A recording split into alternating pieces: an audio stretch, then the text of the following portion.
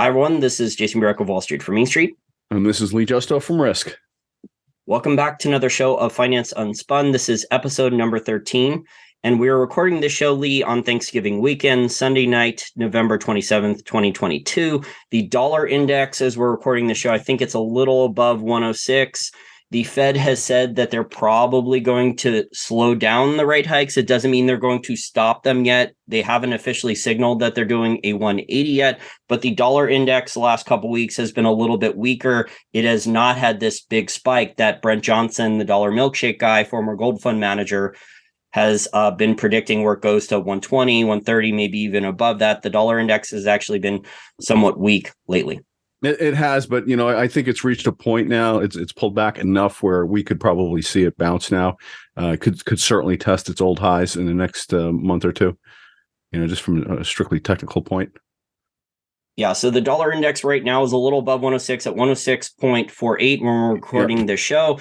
And it looks like the Fed is probably going to raise interest rates another 50 basis points. That seems to be the consensus right now. Maybe they do 75 basis points, but they have hinted in the Fed minutes that the rate hikes, the pace of the rate hikes is going to slow down because the last 4 or 5 Fed meetings, we've just had a lot of them. And it seems to be breakingly so many different things, whether it's asset prices, consumer spending. And here we are. It's Thanksgiving weekend for American listeners. We have hopefully you had a good Thanksgiving dinner and Thanksgiving weekend, not too much drama with family. You didn't overeat, you didn't overdrink and cause a lot of problems. But everyone overspent for food, I'm sure, with the inflation rates.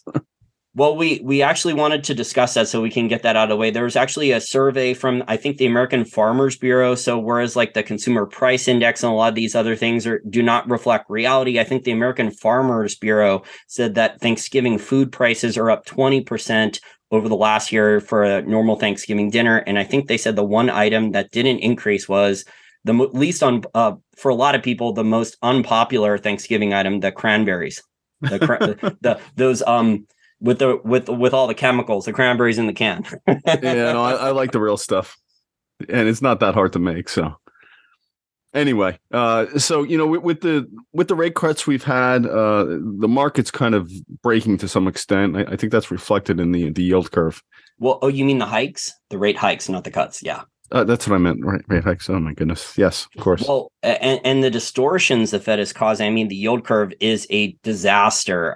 We are at Tavi Costa, the hedge fund manager from Crescott Capital. He is one of my favorite at putting out these global macro charts. And he has the yield curve over 76%, over 70%, about 76% of the entire yield curve now is inverted. The 2s and the 10s is deeply inverted. And historically, this means enormous. Historically, this means like guaranteed bad recession or depression. Even though no doubt about it. Yep. Even though the spin from Wall Street, the spin from the PhD economists, the spin from DC, no recession, no recession. I see a lot of these mainstream Wall Street money managers, no recession. There's slack in the labor market, no recession. We're just seeing whether with the Black Friday sales that have already occurred in the amount of. So there are a lot of Black Friday sales, but we're discussing this before we started recording. I'm just being bombarded with emails for deep discounts for 30, 40, 50% off, sometimes even more than that for retailers. And this is normally not signs of a healthy economy if there's enormous deep discounting. Normally these types of deep discounting and sale prices occur after Christmas, not for the retailer to clear inventory way before Christmas. I read an article this weekend that RVs have just the demand has collapsed and inventory levels are high. And I'm just wondering if that's universal in all like consumer goods where just they stocked up because we had so many supply chain issues over the past year. So I think retailers just stocked up on goods and now they're overloaded. Black Friday is traditionally the day of the year where they're supposed to go into the black, and that's when they're trying to push sales because it's the holiday season and they just want to rid their books of inventory. So I wonder if that's a little bit of what's going on here. Well, I think these recreational vehicles or RVs, I think they're a perfect example of all the Fed policies and problems in the economy and why they're not selling, why they're going to be deeply discounted. First, you have the interest rate increases. So a lot of these RVs are purchased with low interest rates. A lot of people finance these purchases. They do not pay all cash up front for these things. So that's number one. So you have all these Fed rate hikes that are then causing much higher interest rates for people to borrow or finance their purchases. So that's a negative for these RV sales. On top of that, these recreational vehicles also use an insane amount of diesel, an insane amount of gasoline, and an insane amount of propane. All those energy prices are sky high. So you have all these things against RV sales, which are collapsing them. So interest rates are much higher. You cannot easily finance the purchase of these things, of these vehicles. And then you have the energy costs. If you do get your hands on one of these things, maybe you were able to get it at 50, 60, 70% off, your energy bills just to use the vehicle are going to be absolutely insanely higher compared to even 18 months ago. Well, no doubt about it. And, there's an article on Zero Hedge about some demand destruction in the diesel market. I'm not saying that it's going to be permanent, but definitely not permanent. We were saying this before we started recording. I mean, you can't really have an economy without diesel usage. No, it is vital. I mean, basically but I the past couple of weeks, I did see a little softening in the price of diesel. I mean, obviously it's probably the one thing that I am the most aware of, because I do a lot of driving and I have a diesel car. So the other things we wanted to talk about with global macro, and we're starting to see this come out in the latest U.S. Treasury, the TIC report. So these are reports that the U.S. Treasury releases, I believe, every couple months. It might be monthly, about foreign governments, foreign central banks, and their total size of Treasury holdings. We're seeing foreign governments and their corresponding central banks be large net sellers of U.S. Treasuries, with the pace picking up since September. Again, my friend Tavi Costa at Crescott Capital, the global macro hedge fund manager, put out a superb chart in the last couple of days. Japan, the Bank of Japan, they sold a record amount of treasuries recently to try to defend their currency. There's been some really interesting comments from the Japanese finance ministers and people at the Bank of Japan that they're having immense problems historically with a lot of these governments. When they get into a government debt problem, they normally historically, in past financial history, they cannot protect both their government bond market and also defend their currency. Normally, the governments and the central banks, when they get into a financial problem with the economy and with government debt, they can only defend one. They cannot defend both. However, for the last 30 or so years, Japan has been able to basically defend both with yield curve control, the Japanese savers subsidizing buying Japanese government bonds that haven't made them a lot of profits, and then also the basically monetization of debt with the Japanese government and the Japanese central bank and Japanese pension funds just buying these Japanese government bonds. Well, they seem to have hit a limit. They sold in a single month $81 billion worth of treasuries. Now, Japan is for our listeners who are not familiar, the largest holder, because China has also been a net seller of U.S. treasuries. Japan is the largest holder officially of U.S. treasuries that's outside the United States. I think they have around $1 trillion. So they sold in a single monthly almost 10% of their holdings of U.S. treasuries. And this is probably one of the factors in our current yield curve. Well, also probably why the Fed is getting worried about raising interest rates more, because it's not attracting demand.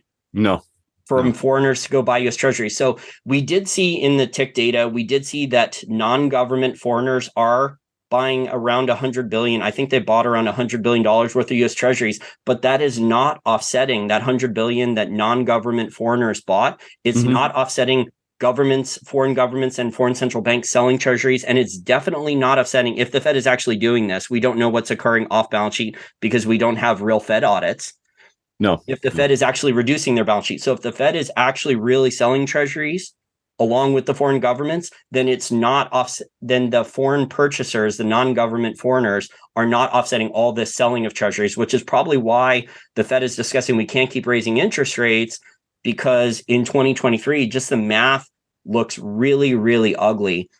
If the Fed keeps raising interest rates and this next 50 basis point hike looks like it's going to happen at the next Fed meeting, and they may slow down the rate hikes after that, but we're looking at $1 trillion per year the U.S. Treasury is going to have to pay out just in interest payments on the rapidly growing national debt. That's a large chunk of the tax revenues. Clearly, demand for treasuries has somewhat collapsed. and I think we're feeling the effects of that. And you mentioned the yield curve, and I'm just looking at the equity charts now, and they're looking tremendously, not tremendously, but they're certainly looking overextended with the rally that they've had since late September. So, we have a lot of economic data coming out this week. I could certainly see somewhat of a pullback in the markets. It looks like the Nasdaq's already starting the way down. And I agree. I think the earnings for Q4 are not going to be good. I think the cost, the inflation, higher energy prices, consumers are not spending. They don't have the discretionary income. So if they are spending, they're spending on the necessities. So food, energy, rent, utilities, those types of things. A lot of consumers just don't have the discretionary income, especially because asset prices are not inflating. They're not high. So when asset prices were higher, people were making a lot of extra income off the higher asset prices, either trading crypto, flipping homes, trading stocks, trading stock options, long only. A lot of those easy profits from trading assets are collapsing. And we're going to start to see that. It's not happening immediately, but we're going to start to see that in the tax revenues at the state, local, and government level. It's going to start probably at first with the sales taxes. So the consumer's not going to go out and shop as much or spend as much at restaurants and bars. And then income taxes and in capital gains taxes on stocks, bonds, real estate, because a lot of people are long only. And then eventually the last tax that's probably going to have problems for tax revenues for governments is going to be property taxes. So all those tax revenues, if this continues, are going to take big, big hits. No doubt about it. I mean, because really the governments are completely dependent on the economy. So, and they were for decades, they become increasingly more dependent on inflating asset prices. So stocks, bonds, and real estate. So if those stay in a bear market and asset prices are falling for a prolonged period of time, say longer than 6, 8, 12 months, you're going to start to see tax revenues collapse and feel a big, big hit. Oh, no doubt about it. And then you're going to see municipalities under strain. I know I live, just outside of New York City, and I've seen on the news, the local news, where New York City is actually preparing for a financial storm. And I think that the mayor used those exact words last week. So they see it coming. They know it's coming. They're not joking. And no, we've been talking about the markets being a little bit overextended with the rally. Now, keep in mind, this week we have government monthly employment report coming out, data on the housing market, GDP growth, PC inflation report, and consumer confidence. And there's more than that. So it's going to be a really big, interesting week. And I sent you the shadow stats chart. So with the 1980 and 1990s inflation data that he calculates, and he's a PhD economist. He used to work for the government. He used to work, I believe, for the Federal Reserve Bank and the Bureau of Labor Statistics for years. That was his day job. So he's not, there was a Bitcoin guy harassing me on Twitter last month who has like 60,000 followers, harassed me, demanding an explanation of John Williams' shadow stats background. Is he a crazy libertarian that just invented this out of thin air? No, he was literally, this was his John, I've spoken to him. He's a true professional and he knows his stuff. Yeah, this was literally his day job. All he did every day, Monday through Friday, was calculate this data. And so it was tracking a basket of goods, the same basket of goods, because that was how the old inflation data, the old consumer price index from the 1980s and 1990s, before really the games started going absolutely bonkers with the changes, the substitution hedonics, geometric weighting, all these changes. They started occurring in the 1990s around Bill Clinton. It wasn't just Democrats. I believe Republicans were actually talking about changing it too, like Newt Gingrich and who was Speaker of the House at the time, and other Republicans were talking about changing the CPI at the time because they wanted to inflate more and they wanted to hide it. I hate to say it, but I remember those days. Hey, it's fine. I'm not quite as young as I sound either. I just had a birthday recently. Yeah, as did I. They catch up to you.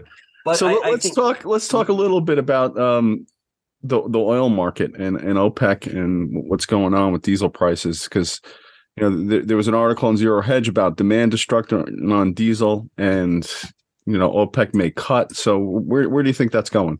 Well, the oil prices the last 4 weeks in the U.S., well, especially the West Texas Intermediate, which is not Texas Instruments, as some airhead on some talking head she probably paid to get on CNBC.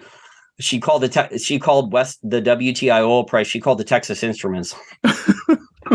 didn't see Yeah, it. yeah, they actually let her on CNBC. I don't know if she paid to get on or what, but anyway, though, the oil price has been very, very weak for the last 4 to 6 weeks. OPEC has already cut once, but the Saudi oil minister and the Nigerian oil minister over the last couple months have said they will be more aggressive to do oil production cuts. So I would suspect probably in the next 4 to 6 weeks, we will see additional maybe 1 million to 2 million barrels per day production cuts coming out of OPEC if the oil price remains weak, because the cost to produce oil is up a lot. I will say, looking at the chart right now, the daily chart, looks like oil prices coming into a fairly strong level of support. So it's made a long trip down from its highs. I could certainly see it bouncing here And going up. And the US natural gas price has been acting better than the oil price. But you brought up diesel.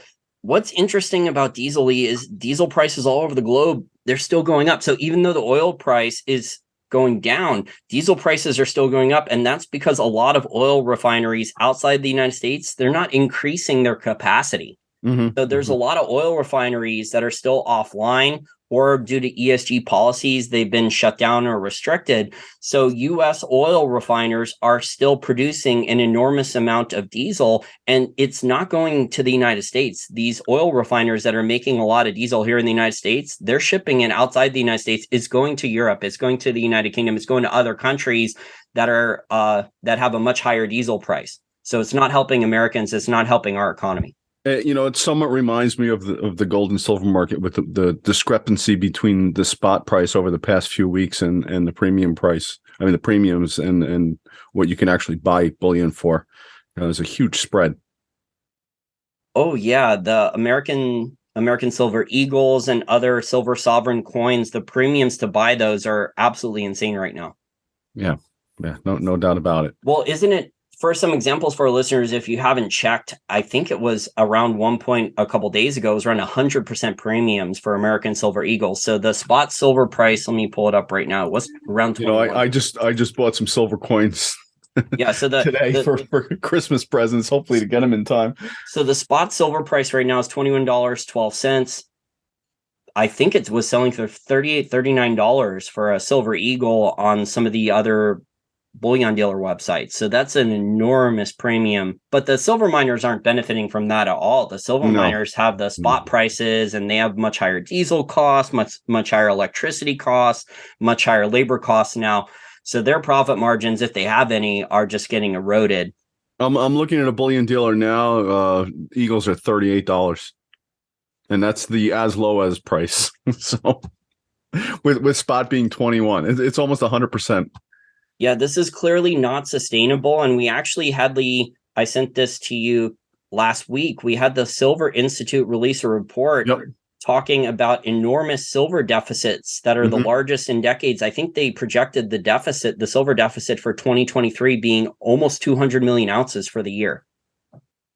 So it's going to be an interesting couple of years ahead of us in the precious metals market, I think. Well, I think this shows what I've been saying for a long time, and others have been saying, other hedge fund managers that are focused on commodities, are the supply side problems. So you're seeing a lot of demand for physical silver still. You're seeing demand for silver for industrial purposes, but you're not seeing the investment on the supply side. But there's not a lot of good primary silver mines. I mean, the majority of annual silver supply is from byproduct from base metals, and base metal prices have been very weak for a while now. For the last, there really hasn't been any motivation to heavily mine those base metals. Well, about 8 to 12 weeks ago, a good amount of these base metal miners, whether they're iron ore or some copper miners, the higher cost copper miners, which is a lot of these open pit, low grade copper and gold mines, or silver, copper, gold mines, they have very low grade ore, using enormous amounts of diesel in other countries. So the diesel price is even higher in other countries. They're using enormous amount of electricity to crush uneconomic rock, to separate out metal that might be economic. Once it goes through all the process, they get it down to a fine powder. They use a bunch of chemicals. All these costs are up enormously. And then now, because there's been so much inflation in all these different countries, and inflation is even worse outside of the United States. So what the average person doesn't realize, and I discussed this on a Twitter Spaces on Friday, the YouTube video is not out, that's edited yet, but I did a Twitter Spaces call with Wall Street trader Michael Gaid. So the lead lag report. So if you want to go listen to that, I talked for about an hour with him and answered some listener questions. What the average person doesn't understand is if the dollar is strong relative to other currencies, that normally means a lot of inflation is Elsewhere. even worse in these other countries. Yep. No doubt about it. So as bad as stagflation is here in the United States, and we talked about shadow stats, the shadow stats inflation numbers, Lee, they were showing, I think, that inflation on the 1980s formula, it peaked around 18% here in the United States. And he's showing that the inflation numbers are starting to come down a little bit. I mean, they're still above 15%, but he's showing that they peaked around 17, 18% and are starting to come down a little bit finally. But that's really bad stagflation. But when the dollar is strong and the dollar index is strong versus other currencies and the exchange rate of the dollar is strong versus other currencies, that normally means that inflation is even worse in these other countries. And then on top of that, you have supply chain problems, you have rising energy prices, diesel prices, higher electricity prices in these other countries. And that's just very problematic for a lot of these other countries. They have just so many problems with cross currents, these emerging markets. Well, I know we've talked a bit about some of the crazy, insane utility bills in Europe in past shows. So I think that's one indication of the crazy inflation that people are having to face. Yeah, so you brought up the bear market rally in stocks, Lee. I don't think that this bear market rally in stocks is going to last. The bond market is certainly saying that that the bear market rally in stocks is not going to last. Normally the bond market would have bottomed. So yeah, I think we're going to see some sell off this week. I'm convinced of it. I don't know if it's this week, but the rally I don't think is going to be a long rally based on what we're seeing out of the bond market, corporate credit, junk bond problems, the problems in crypto. I think they're going to start leaking into other things. And then also the bad earnings from a lot of these companies. So yeah, they're getting a lot of sales with Black Friday and Cyber Monday, but what they're not telling you, or Wall Street is spinning it, and this is why we do the finance, one of the main reasons why we do the Finance Unspun show, is that we're going through all the bullshit that Wall Street, the PhD economists, the people in DC, they're going to be talking up the numbers for the Black Friday sales. They're going to leave out the part that a lot of these retailers had to discount 30, 40, 50% to get sales. So these retailers, what they're really doing, they're worried about Christmas sales, and they're deeply discounting now before Christmas when these sales normally occur after Christmas. And they're desperately trying to clear inventory for cash, and they're willing to sacrifice their profit margins now just to get sales, just to get cash. Well, I mean, let's face it, the media runs off of ads. And who's doing the advertising? It's the people who want to make sales this time of year. So the media is not going to want to dampen demand this time of year for any kind of consumer goods. So all they're going to do is put out puff pieces to make people think everything's okay and just go out and spend. And for some people that may work, but for the company earnings, I mean, just because the companies are getting sales doesn't mean the Q4 numbers are going to be good. I mean, we're going to find out the truth with the Q4 earnings, but there's still high energy prices, labor costs for a lot of industries are going up. I believe Chipotle said in California that they're going to have to deal with $22 an hour minimum wage that's being forced on them. And they have a lot of California locations. I think we should also talk a little bit about Credit Suisse. Speaking of stocks, that stock reached a high over 70, I think it was, back like around 2007. Well, now it's whittled down to $3.59 was the last time I checked the price. And there's been a lot of news and concern about Credit Suisse over the past week, but I think it just kind of indicates what's going on in the broader economy. Yeah, and we should talk about those details since I read what was going on with Credit Suisse. So they had, in a 24-hour period, they had almost $2 billion in depositor funds, people that had cash at the bank pull cash out. And then the board of directors at Credit Suisse, I guess this would be a panic. So they did an emergency capital raise. And I guess maybe they found some suckers, some other pension funds, the ones who don't have margin calls. Yeah, well, they apparently they're raising $4.2 billion, and 10% of that is coming from the Saudi National Bank. But the share price is still under $5, which means that a lot of pension funds cannot keep holding the stock. So I think what you're going to see happen, and there's rumors of this, is either, there's been rumors of this for a while. The Swiss National Bank may have to intervene and either merge Credit Suisse at some point. I don't know if it's going to occur this weekend because the weekend's almost up. But at some point, they may have to do some type of shotgun merger or forced merger, similar to what happened with U.S. banks in 2008, with like Merrill Lynch and Bank of America and Bear Stearns and JP Morgan and Wachovia and Wells Fargo, those types of forced mergers, because a lot of those big banks didn't want to buy those assets. They were basically forced to.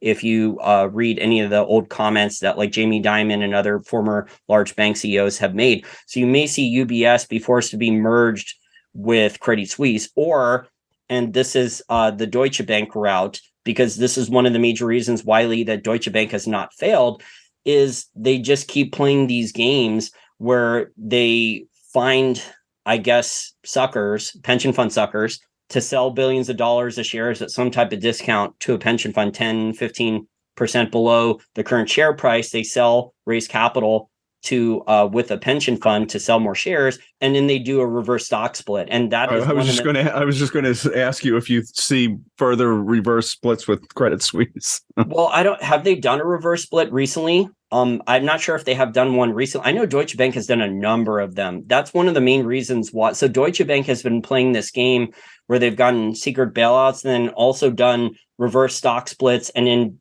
they've been able to sell equity, to raise equity and sell more shares to sucker pension funds. But I don't think the sucker pension funds have as much capital anymore, Lee, because they're getting margin calls all the time. They have all these bad trades. There's actually a superb interview that Adam Taggart at Wealthion did with a guy who's hired, Ted Seidel. He's wrote a book on all the fraud at pension funds. It's about an hour long. I highly recommend going and listening to the recent interview. He's been interviewed in the past by Adam Taggart and Chris Martenson when they were together with Peak Prosperity.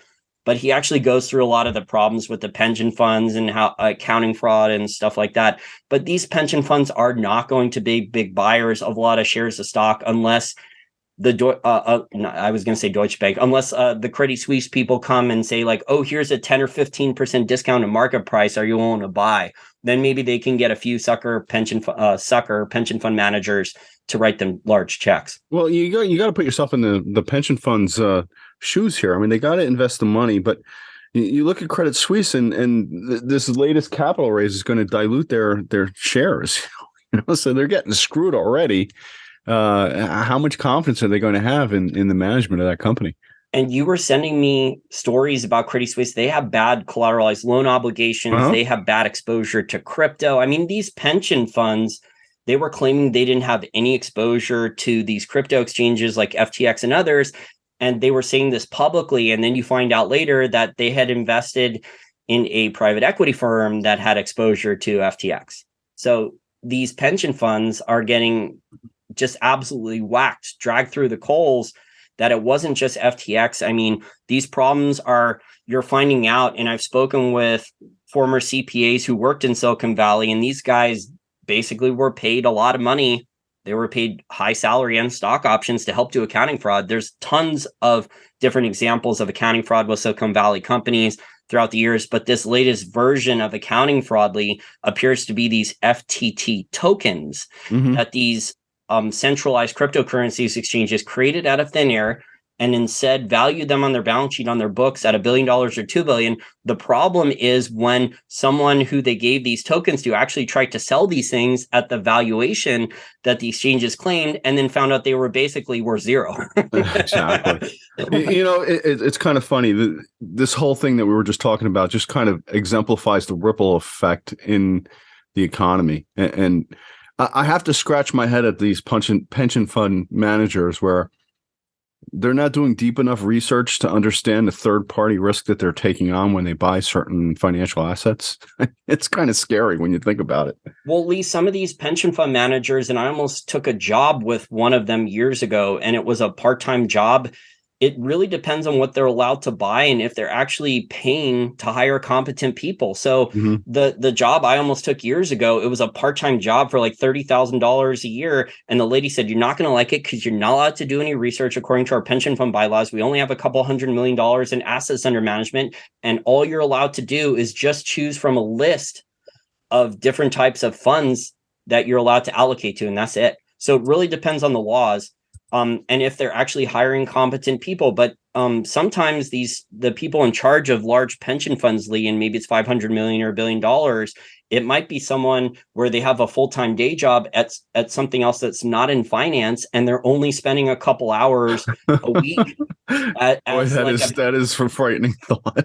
Well, the other part of this equation are the slick salespeople from Wall Street investment banks. So it's either a good-looking guy in a nice, very expensive suit, or a very pretty 25, 30-year-old woman, and they have these American Express black cards, and they're allowed to wine and dine you or take you to a strip club and buy sex.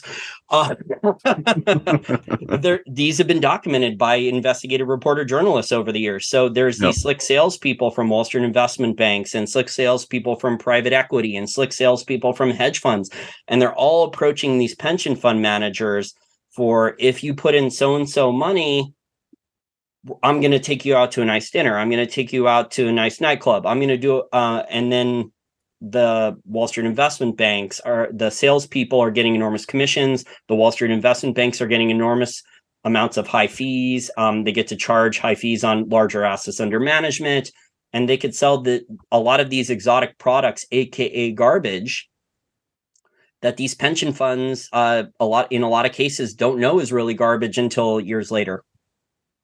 Oh, absolutely. I think Credit Suisse just unloaded a bunch of their kind of risky things to. I wonder who bought it. Yeah, I mean, if God, you think the European Central Bank bought it or the Fed bought it? No, it was like BlackRock or someone. Oh God, I just saw it. Wish I could remember. Sorry, I'm wondering if like the U.S. Treasury or the Federal Reserve Bank gave BlackRock a loan to buy it, maybe an interest-free loan, kind of like how BlackRock got like interest-free loans to go and buy entire rows of houses. From 2008 to 2012? I'm wondering if they got some type of sweetheart deal with like basically 0% financing to go and buy that stuff. Would it surprise you? It seems to be that that's. No, unfortunately, it wouldn't surprise me. The amount of waste, fraud, I almost said rape, the amount of waste, fraud, corruption, and abuse in the entire system that BlackRock and these large Wall Street banks and politicians and bureaucrats get away with is unbelievable. I mean, look at it was to Apollo, by the way. Oh, it was to Apollo, but I mean, just look like this entire FTX fraud. The whole thing was a Ponzi scheme, money laundering, fraud from the start. And now it looks like both political parties were involved. So more money went to Democrat charities, but just the whole thing was a fraud from the start, money laundering. It looks like the Ukrainian government was laundering money through FTX. Yeah. It was one big scam. It was kind of like Enron. Well, there's a lot of things attached to this. The hedge fund guys like Mark Cohodes and others, they're talking about this bank that lent exclusively to the cryptocurrency exchange, the Silvergate Capital Corporation. Looks like they were doing money laundering and accounting fraud. So it looks like there's enormous amounts of red flags and problems there. I saw some interesting analysis of the Grayscale Bitcoin Trust that respected short sellers are documenting all the clear red flags and problems with that. And then the one that investigative reporters have actually been covering with legit stories and analysis for the last 6, 12, 18 months has been Tether. So we haven't had these things, all these different things blow up yet. We've just had there's a $2 billion emergency fund by CZ Binance, which is the former Chinese expat who's now living in Canada, the cryptocurrency billionaire.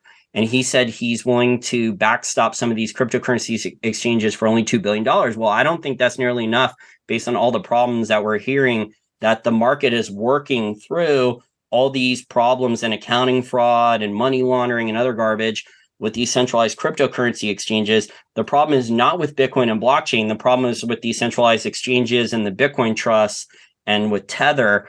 But this just means, Lee, that I think like the Bitcoin price and other cryptocurrency prices, that until these problems are resolved, that Bitcoin's not going to have another bull market or another rally. It's going to probably be in a sideways trading range and or go lower. But people normally, historically, Lee, and I discussed this also on the Twitter Spaces call, when you have in the private sector, so it's not just loss of faith in government management of the currency, government debasing the currency, government inflation, that's normally just historically, from a financial history standpoint, that is normally good for gold, although gold prices have not, and silver prices especially, have not kept pace with inflation the last 2.5 years since September 2020. But normally in the private sector, Lee, when you have bankruptcies, when you have counterparty risk, when you have all these problems, historically in financial history, you have more capital going out of other asset classes and into gold. Yeah. Yeah, well, I've been a strong believer in precious metals, as everyone knows, for a long time, and I think we're at a point now where it's even a stronger case, and it grows by the day. So, I had said to a couple of my friends about a year ago that I think crypto's dead, and it was right as it was peaking. I just think it's over, and I think now we're seeing that, and I think we're just. If the market sells off over the next couple of weeks, the broader equity markets, I think we're going to see crypto just kind of collapse. Well, I think the peak in this cycle, and now it's clear in hindsight, it was all of those Super Bowl commercials in February 2022 from all those cryptocurrency exchanges and other unprofitable crypto companies. And they were wasting many millions of dollars paying for actors like Matt Damon and others, and then they were wasting millions of dollars just for a 30-second Super Bowl commercial. It reminded me a lot of the tech bubble burst, reading about that. Absolutely. I exactly what I was thinking. I sent you that article before about the parties that they were having, and they were just ordering like very expensive champagne and just spraying it on people at a party. Those days are gone. They won't come back. Just like the tech bubble, it never came back, even though there were tech companies that grew and did very well out of that, but the majority of them just collapsed. And there were so many crypto coins out there. I mean, I think on YouTube, there's a crypto boy guy. I used to watch some of his videos, and he was always like announcing some new token that was coming out. And I'm just like, how can this market support itself? It just doesn't make any sense. And those were just probably copy and paste jobs of the Bitcoin blockchain code, a lot of those. So they were just literally copying and pasting the Bitcoin blockchain code, all the innovation and the developer spending hours on Bitcoin with the Lightning Network and Bitcoin innovation, the blockchain code, a lot of those altcoins and other types of copying, the NFTs and other things were just literally copies of the Bitcoin blockchain code with other types of marketing. They have no network effect, no research and development, no prominent coders trying to do innovation with a cryptocurrency. So we'll see what happens going forward with Bitcoin and crypto. I don't think this means Bitcoin is dead and blockchain is dead. I think like that was just probably a cycle top. I've been covering Bitcoin since 2012 on my YouTube channel. So I've been through bust before. I was there in the 2013 bust, the first time Bitcoin hit 1,000 and then crashed all the way down to 100. I was there in 2016 and 2017 when Bitcoin, in a very short amount of time, it went from $1,000 an ounce up to 19,000 and then crashed again and was in a bear market. It crashed it went from 19,000 and crashed in January 2017. It was in a bear market for about 2.5 years. And then we had this bull run from mid to late 2020 up until February, the top in February of 2022. So about 18-month bull market, another bull market. So these things tend to go from like euphoria and then they go in a bear market cycle. We'll see how long this bear market cycle lasts. But I mean, there's so many problems we talked about a couple of minutes ago with a lot of these centralized exchanges, the Bitcoin Grayscale Trust, Tether. These problems have to be worked through first. I think this is good for gold, though, because I think more capital is going to be allocated to it. I was discussing on that Twitter Spaces, Ali, the average person doesn't understand what happened after the October 1929 crash and the Great Depression 1930s in the private sector. You had so many bankruptcies, so many defaults that a lot of regular people said, I'm just pulling my money out of the stock market. I don't trust bonds because of what the government is doing.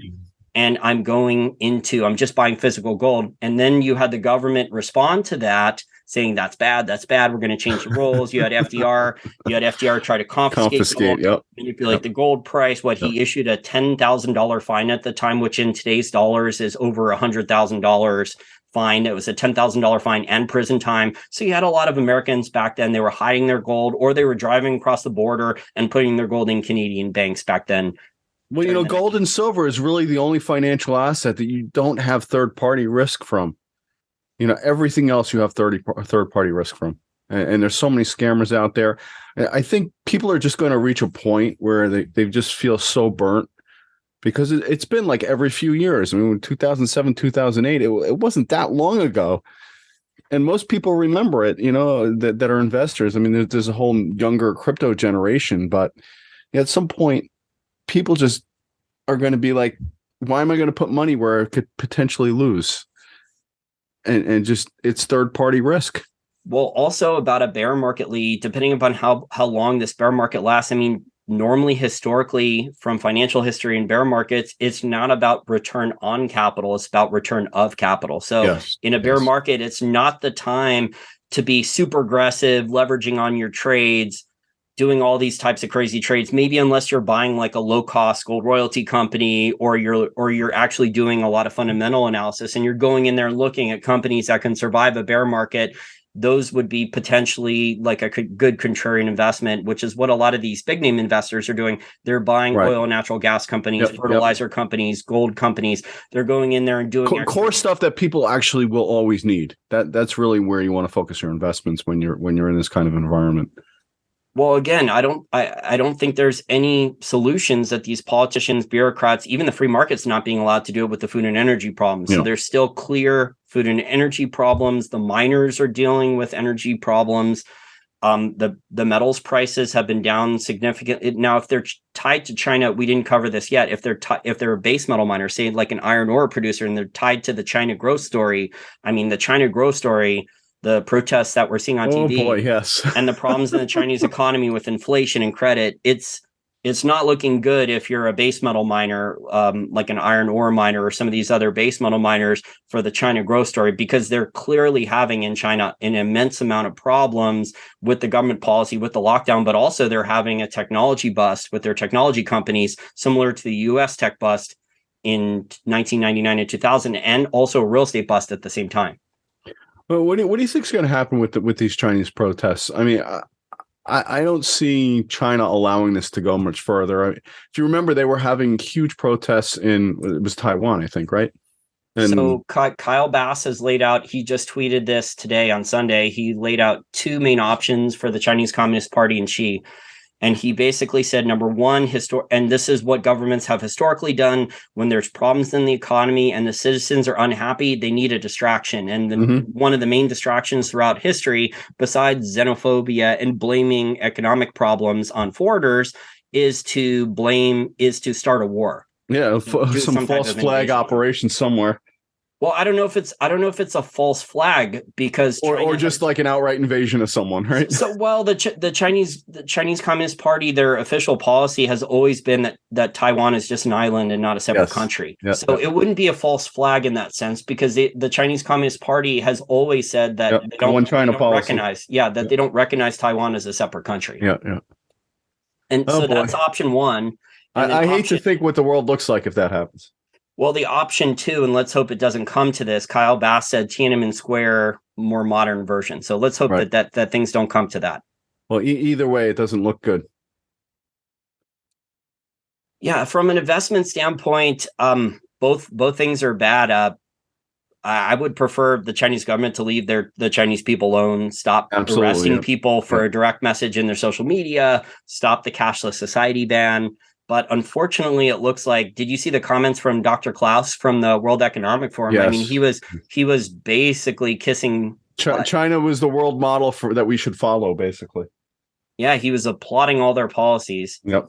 Yeah, so he was applauding like how draconian all the policies were, cashless society, how they're implementing a crypto yuan. Well, they're basically the test bed for the whole Great Reset and everything else that goes along with that.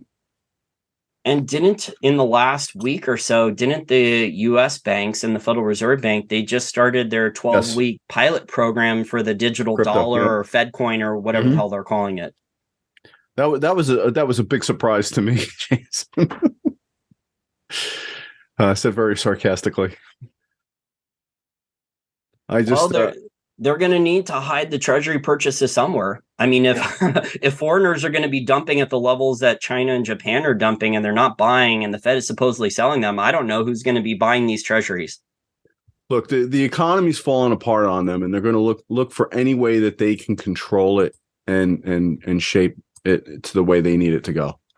And crypto is just one more of the avenues they can go down to do that.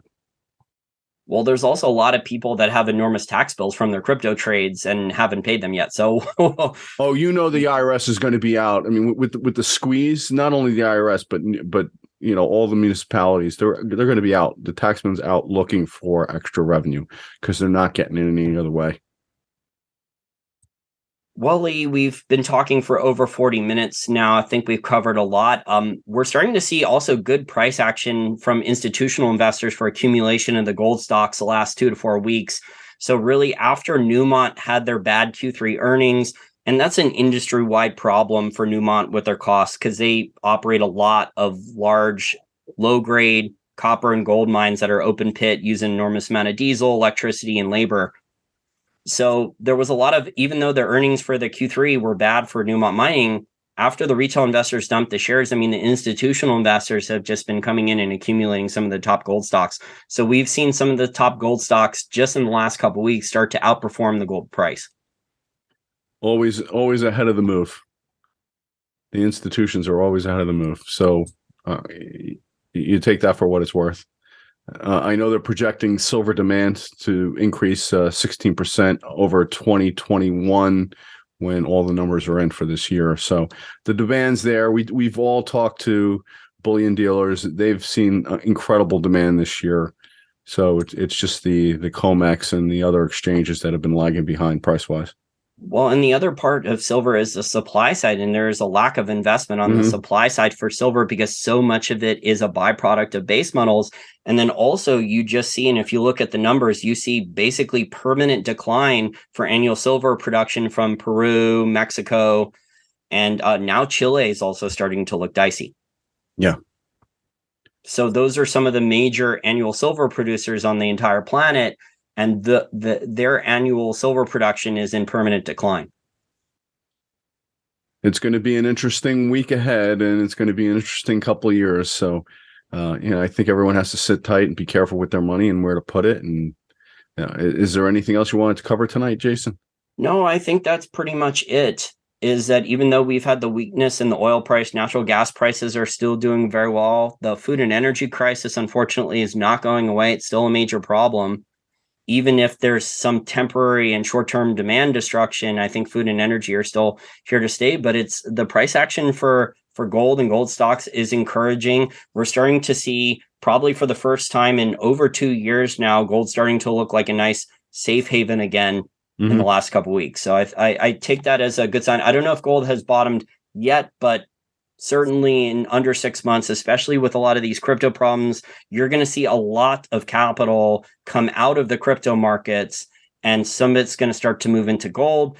Bank of America analysts, these investment research analysts, are actually predicting for 2023. I just saw a chart out posted by a large Wall Street money manager, and they're actually projecting that some of the best returns for next year, for 2023, are going to be from gold, going to be from different types of U.S. Treasury bonds. They're projecting that the Fed will start cutting rates in 2023. So then the prices of the bonds will start to go up again. So there'll be a rally in bond prices. And also, surprisingly, I don't know if I agree with this, they're projecting the top performer in 2023 for any asset class to be copper with over 25% return. So I'm not sure if I fully agree with that. Now, I'm in the camp, Lee, that long-term, there is a lot of problems with copper supply, lack of investment, and copper demand long-term over the next 3, 5, 7, 10 years, 15 years, it will be growing. It's just in the short term, I'm not sure we're going to get like a 25, 30% rally in the copper price, but that's what the Bank of America analysts are projecting for 2023 right now. So they're projecting gold, bonds, kind of a contrarian play, and then copper. If I was going to bet for other commodities to outperform, I'd probably bet on other commodities, maybe silver, platinum, or palladium to outperform copper. Not for copper to be the top performer for 2023. It kind of goes against what you would think, because usually copper is like the ultimate in economic indicators. So, they call it Dr. Copper for that reason. I'm just... Yeah, in the short term, I don't see enormous demand growth. So from copper, but I do see a lot of supply side problems. So maybe they're predicting that at a certain point, copper will have a big rally because the copper price will have to go to a certain price.